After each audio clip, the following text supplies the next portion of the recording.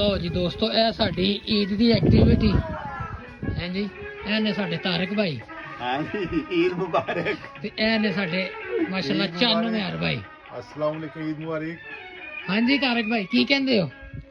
ਕੀ ਕਹਿਣਾ, ਈਦ ਵਾਲੇ ਦਿਨ ਲਾਇਆ ਹੋਇਆ ਇਹ।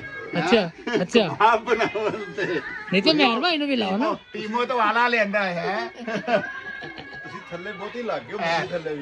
ਜੀ ਤੇ ਇਹ ਟੀਮੋ ਦਾ ਵਾਲਾ ਹੈ। ਲਓ ਜੀ, ਇਹ ਦੇਖੋ ਜੀ, ਇਹ ਅੱਜ ਸੈਲੀਬ੍ਰੇਸ਼ਨ ਵੀ ਹੈ।